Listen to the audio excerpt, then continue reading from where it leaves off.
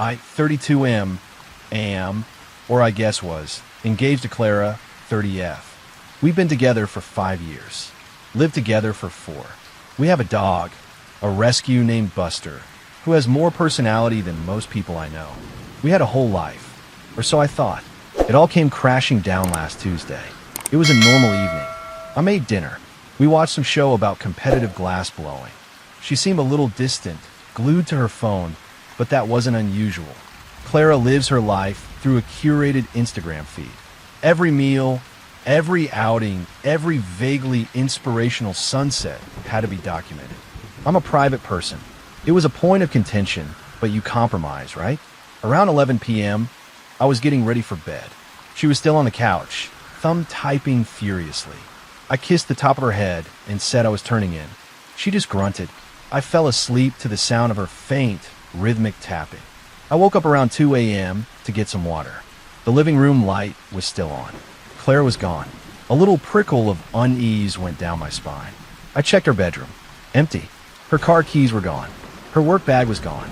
A suitcase from the top of the closet was gone. My heart started doing a frantic drum solo against my ribs. I grabbed my phone, fingers clumsy, to call her. That's when I saw the notification. Clara had posted to her Instagram story. It was a picture of her clinking a champagne flute with some guy I'd never seen before. He had his arm slung around her shoulder, a smug grin plastered on his face. They were in a fancy, dimly lit bar. The caption was what really twisted the knife. Some boys never become men. Trading up, and then, just to make sure the knife was firmly embedded, she tagged him.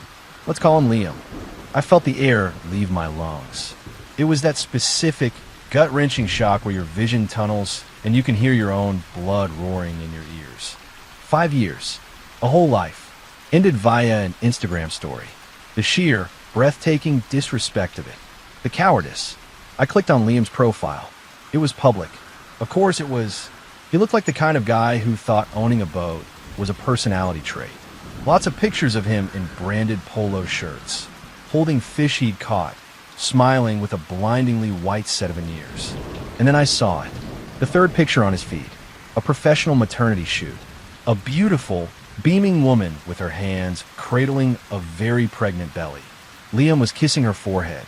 The caption read, "Can't wait to meet our little princess. My amazing wife, Sarah, is a champion. Hashtag family, hashtag blessed, hashtag girl dad." The photo was 3 weeks old. My first thought wasn't rage. It wasn't even sadness. It was a cold, quiet, surgical clarity. A thought so precise it felt like it had been handed to me from on high. This is a problem with a solution. I didn't call Clara. I didn't text her. I didn't smash a single thing. I went to our shared laptop and opened up our engagement photo gallery. The pictures were professionally done. We looked happy, blissful even. It was a lie, but it was a well-photographed one. I selected my favorite. It was a close-up of us, her showing off the ring, me kissing her temple. Her smile looked genuine. It was the one her mother had framed on her mantelpiece. I went back to Instagram. I found my own, rarely used, account. I posted the photo. The caption was simple. Congratulations. Then I tagged Clara, and I tagged Liam, and then, with a steady hand, I searched for his wife. Sarah. Her profile was public too. Lots of baby prep photos. A virtual nursery tour. A countdown to her due date. I tagged Sarah. I put my phone down on the kitchen counter, face up. I poured myself a large glass of water and sat down on the floor, my back against the cabinets. Buster padded over and rested his head on my knee, whining softly. It took less than a minute. First, my phone lit up. A notification from Clara. Then another. And another. A flurry of them. Then Liam's name popped up. Then it started buzzing with a call. Clara. I ignored it. Then Liam called. Ignored. Then across the silent apartment, I heard it. A faint buzzing. Clara's iPad, which she'd left on the coffee table. The screen lit up. A cascade of notifications. Instagram. Facebook. WhatsApp. Text messages. Her friends. My friends. Her family. My family. Everyone we knew. Seeing the post, seeing the tags, connecting the dots in real time. It was 2:30 a.m. on a Tuesday, and I had just calmly and very deliberately detonated 2 lives with a single, well-placed photo. I took a sip of water. It was just the beginning. Update 1. Thank you for the comments and DMs. I'm not sure what I was expecting, but the support has been grounding. A few people called the story fake. I wish it were. I wouldn't wish this particular brand of 2 a.m. clarity on anyone. The 24 hours after my post were a blur of digital noise. My phone went into airplane mode. Clara's iPad, however, I left on. It was a symphony of chaos. Group chats exploding. Friends demanding answers. Her mother calling repeatedly. Her name flashing on the screen with an increasingly frantic energy. The first real-world consequence happened at 7 a.m. A frantic banging on our apartment door. I looked through the peephole. It was Clara. She looked like she'd been dragged backward through a hedge. Mascara running, hair a mess. The chic, smug woman from the Instagram story was gone. In her place was a cornered animal. I didn't open the door. I know you're in there. Open the door, you psycho, she screamed. Her voice was shrill. I just stood there, watching her through the peephole. It was a strange, out-of-body experience. I wasn't angry. I felt detached, like a scientist observing a reaction. Her phone started ringing in her hand. She answered it, her back to my door. I couldn't hear the other side, but I could hear her. No, Mom, it's not what it looks like. I don't know why he would do that. He's being insane. No, Liam is just a friend. Yes, he's married, but it's complicated. Gaslighting. Deflection. The classic playbook. She eventually gave up and left. An hour later, the email started. The first was from Clara. A long, rambling tirade. I was a monster. A sociopath. How could I do this to her? I had ruined her life over a misunderstanding. The second email was from a lawyer. This I had not expected so quickly. It was a cease and desist. It was aggressive. It accused me of harassment, defamation, and intentional infliction of emotional distress. It demanded I take down the malicious post immediately. It was signed by a lawyer from a very expensive, very powerful firm. Liam's family, it turned out, had money. The kind of money that keeps lawyers on retainer for little problems like this. This is where things didn't go perfectly to plan. I had anticipated social fallout, not a legal broadside within 12 hours. My quiet, methodical revenge suddenly had the potential to get very loud and very expensive. The letter was a scare tactic, a good one. For a moment, I felt a flicker of fear. They were trying to bully me into silence, to frame me as the aggressor. But then I reread the letter. I'm not a lawyer, but I'm a careful reader. The letter was full of bluster, but it was predicated on the idea that I had posted something untrue. But I hadn't. I posted a photo of my fiancée. I wrote congratulations, and I tagged relevant parties. Nothing I did was illegal. It was just devastatingly effective. The letter did, however, achieve one thing. It showed me their strategy. They were going to paint me as the crazy, vindictive ex, and Clara was going to play the victim. So I adjusted my own strategy. This was no longer just about social revenge. It was about protecting myself. First, I documented everything. Screenshots of her story, his profile, the tags, the timestamps. I saved the threatening emails. I started a folder. Second, I called my own lawyer, a guy I'd used for my freelance contracts. He's sharp, and more importantly, he's not afraid of a fight. I explained the situation calmly, factually. He told me the letter was 90% bullshit, but that we needed to be careful. He advised me to take the post down. You've already won that battle, he said. The damage is done. The screenshot is out there. Now you pivot to defense and look like the reasonable one. So I did. I deleted the post. It felt like a concession, and it stung. But my lawyer was right. The internet is forever. The screenshot was already circulating among our friends and family, like Samizdat. The real problem was the apartment. We were both on the lease. Her name was on the utilities. Our finances were tangled together in a dozen small, annoying ways. Untangling them would be messy, and I knew she would use that to her advantage. That evening, I got a text from her. Clara, I'm coming to get my things tomorrow, with a police escort, so you don't try anything. The sheer audacity. The implication that I was the threat.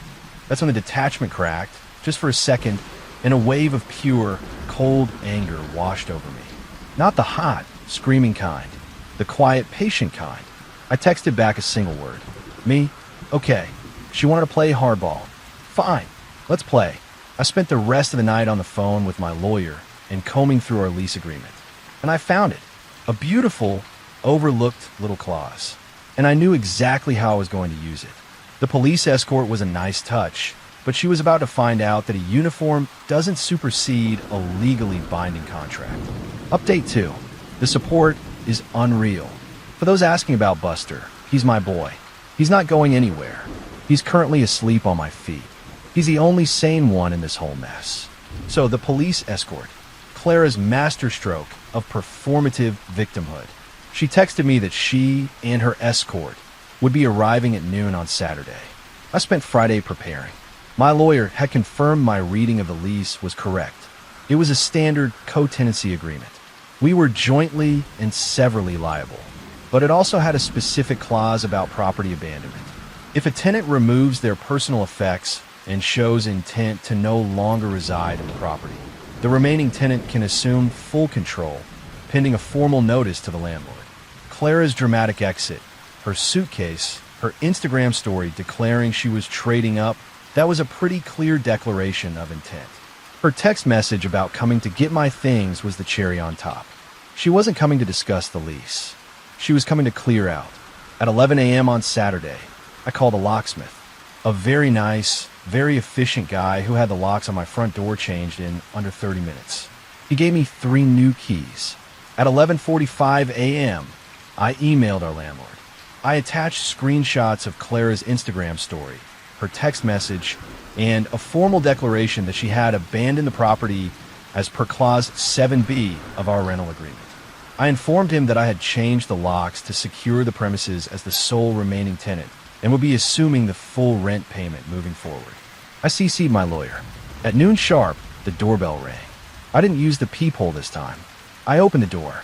There stood Clara, arms crossed, a smirk on her face. Behind her were 2 police officers, looking bored and slightly uncomfortable. And behind them, parked at the curb, was Liam. He was leaning against a shiny black Range Rover, sunglasses on, trying to look imposing. It was the first time I'd seen him in person. He was shorter than he looked in his photos. "I'm here for my things," Clara announced, her voice loud enough for the officers to hear clearly. "I have an escort to ensure my safety." I gave her a calm, polite smile. "I'm afraid you can't come in, Clara." Her smirk vanished. "What are you talking about? My name is on the lease." "It is," I agreed. "But you abandoned the property. As per our lease agreement, and as per the notification I've already sent to our landlord, I've secured the premises. You forfeited your right to access when you vacated without notice." The color drained from her face. She turned to one of the officers. "Officer, he's locked me out of my own apartment." The officer, a world-weary guy in his 50s, sighed. "Sir, is her name on the lease?" "It was," I said, holding up a copy of my email to the landlord.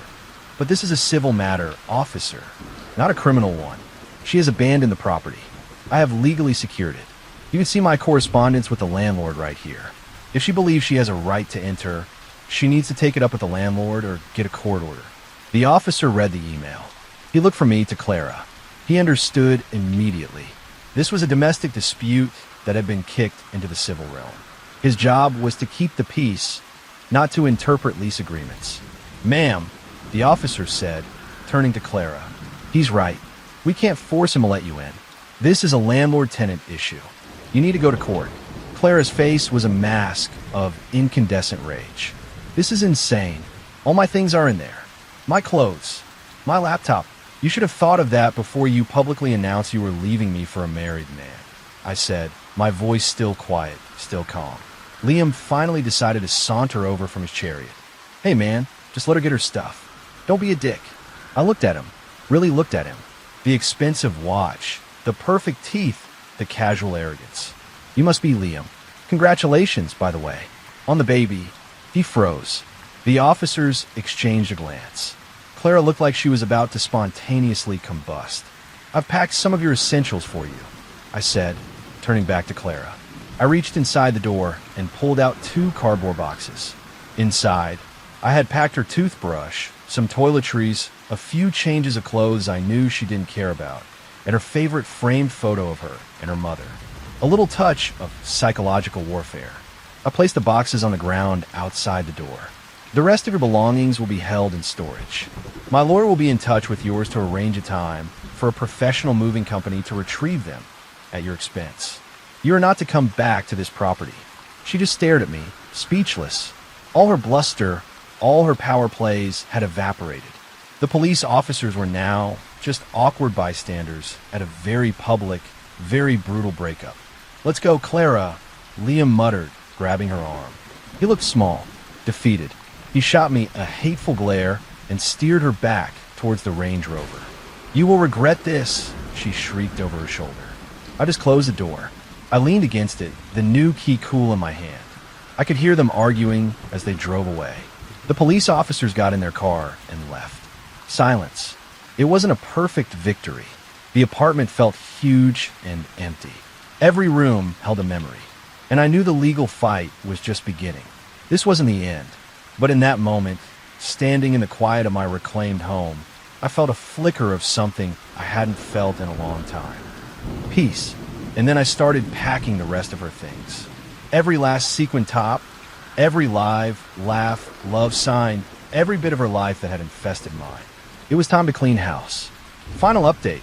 The dog, the debt, and the deposition. It's in 6 months. Life doesn't have neat endings, and this story is no exception. There's no ticker tape parade. There's just the aftermath. Thank you again to everyone who followed along. Writing this out has been more therapeutic than I could have imagined. The legal battle was as ugly as I expected. Liam's family money meant they came at me hard. They tried to sue me for the value of Clara's belongings, claiming I had stolen them. They tried to get me evicted. They sent threatening letter after threatening letter. My lawyer, bless his cynical heart, handled it all. The turning point was the deposition. It's a legal meeting where lawyers from both sides get to question you under oath. It was held in a sterile conference room in a downtown high-rise. Me, my lawyer, Clara, and her slick, expensive lawyer. Liam was not there. His own legal troubles, it seemed, were keeping him busy. Clara's lawyer tried to paint me as a monster. He brought up the Instagram post. "So, Mr. my last name, you admit you posted this photo with the express intent to cause my client and her associate public humiliation?" "No," I said calmly. "I posted a picture of my fiancée. I congratulated her on her new relationship, which she had just announced. And I tagged the people involved. I believe in transparency." He then moved on to her belongings. He produced an itemized list of things she claimed I was holding hostage. It was absurd. Designer handbags, expensive jewelry, even a Peloton bike. She was claiming I owed her tens of thousands of dollars. My lawyer leaned forward. We have a U-Haul receipt, a storage unit contract, and a full video inventory of the items removed from the apartment, all dated the day after Ms. Clara's last name attempted to forcibly enter the premises. The items are available for her retrieval at any time, once she pays the outstanding balance for the moving and storage, as is her responsibility. Clara's lawyer's face tightened. He clearly hadn't been informed of this. But the real bomb dropped when my lawyer started his questioning of Clara. He was methodical. He was quiet. He walked her through the timeline of her affair. My lawyer, Ms. Clara's last name. When did your relationship with Mr. Liam's last name begin? Clara, we were just friends. My lawyer, is it your testimony that you took a friend on a weekend trip to Napa, paid for with a credit card you shared with my client, 2 months before you left him? He produced a credit card statement. Clara's face went pale. He then brought up Sarah, Liam's wife. He had her public social media posts, the happy announcements, the due date. My lawyer, were you aware that Mr. Liam's last name, S-wife, was 9 months pregnant when you began your public relationship with him? Clara, his marriage was over. He told me so. My lawyer, is that what he told his wife? It was a bloodbath. Every lie, every deception, laid bare under the flat, fluorescent lighting of that conference room. She crumbled. By the end, she was just staring at the table, her hands trembling. Her lawyer called for a recess. It settled the next day. She dropped all claims to the items in storage, which I later sold, paid off the storage unit, and donated the rest to a women's shelter. She agreed to sign a form officially relinquishing all rights to the apartment. In return, I agreed not to countersue for the money she had spent on her affair using our joint accounts. I just wanted it to be over. As for Liam and Sarah, the last I heard, the divorce was brutal. Sarah, from what I can gather through the grapevine, is a force of nature. She used his public infidelity, my post, and Clara's own digital trail to her full advantage. He's paying through the nose. The girl dad is now a once-a-month supervised visit dad. The Range Rover is gone. His Instagram is now private. Clara and Liam are, shockingly, still together. Misery loves company, I suppose. I see her sometimes in public. She looks smaller. The confident, curated glow she always had is gone, replaced by a kind of brittle defensiveness. We don't make eye contact. And me? I'm okay. The ending isn't perfect. There are scars. I still have moments of raw anger, of deep sadness for the 5 years I lost. I have to consciously fight off a cynical voice in my head when I meet new people. Trust doesn't come easy anymore. The apartment is mine now. It's redecorated. Less gray and beige, more color. More of me. Buster is happy. He has the whole bed to himself most nights. A few weeks ago, I was at a dog park. Buster was chasing a ball, and a woman next to me on the bench laughed. He's got a lot of energy, she said. We started talking. About dogs, about the neighborhood, about nothing. Her name is Anne. She has a goofy golden retriever and a warm, genuine smile. We're getting coffee next week. I'm not expecting anything. I'm not looking for a grand romance or a Hollywood ending. But for the first time in a long time, I feel a flicker of something I thought was gone for good. Hope. It's a quiet, logical kind of hope. The kind that comes after the storm has passed and you're left standing in the wreckage, but you realize you're still standing. And you can start to rebuild.